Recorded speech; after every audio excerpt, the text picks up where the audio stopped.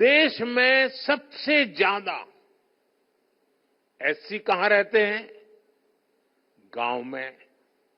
ST कहां रहते हैं? गांव में। ओबीसी कहां रहते हैं? गांव में।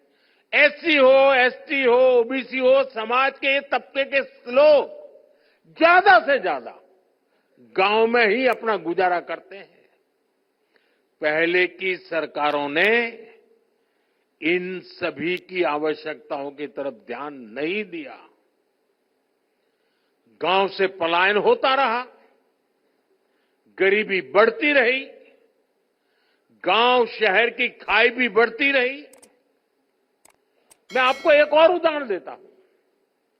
आप जानते हैं, पहले हमारे सीमावर्ती गांवों को लेकर क्या सोच होती थी?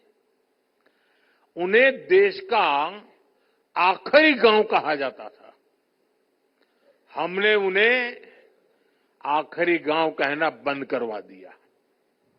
हमने कहा, सूरज की पहली किरण जब निकलती है ना, तो उस पहले गांव में आती है, वो आखिरी गांव नहीं है।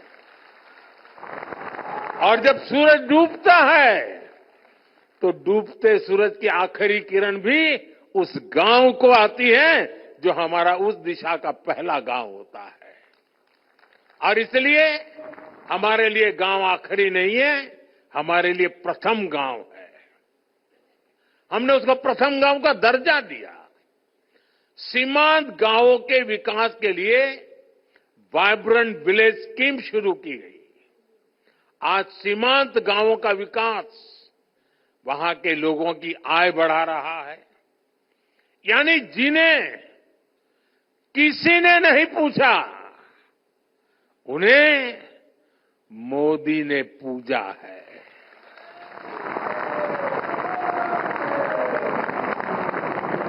हमने आदिवासी आबादी वाले इलाकों के विकास के लिए पीएम जनधन योजना शुरू की।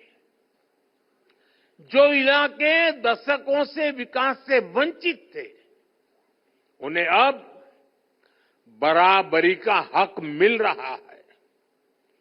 पिछले 10 साल में हमारी सरकार द्वारा पहले की सरकारों की अनेक गलतियों को सुधारा गया है। आज हम गांव के विकास से राष्ट्र के विकास के मंत्र को लेकर आगे बढ़ रहे हैं। इन्हीं प्रयासों का परिणाम है कि 10 साल में देश के करीब 25 करोड़ लोग गरीबी से बाहर आए हैं। और इनमें सबसे बड़ी संख्या हमारे गांव के लोगों की है।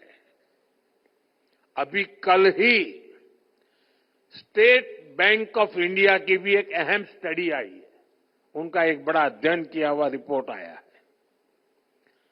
स्टेट बैंक ऑफ इंडिया की रिपोर्ट क्या कह रही है?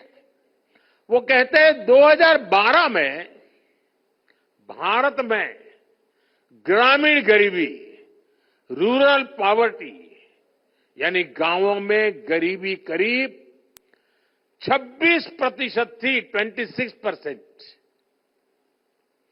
2024 में 2024 में भारत में रूरल पॉवर्टी यानी गांवों में गरीबी घट करके पहले जो 26% गरीबी थी, वो गरीबी घट करके 5% से भी कम हो गई है।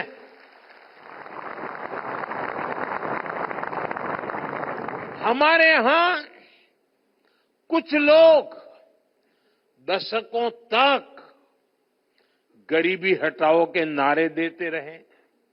आपके गांव में जो 70-80 साल के लोग होंगे, उनको पूछना, जब वो 15-20 साल के थे तब से सुनते आए हैं गरीबी हटाओ, गरीबी हटाओ। 80 साल के हो गए।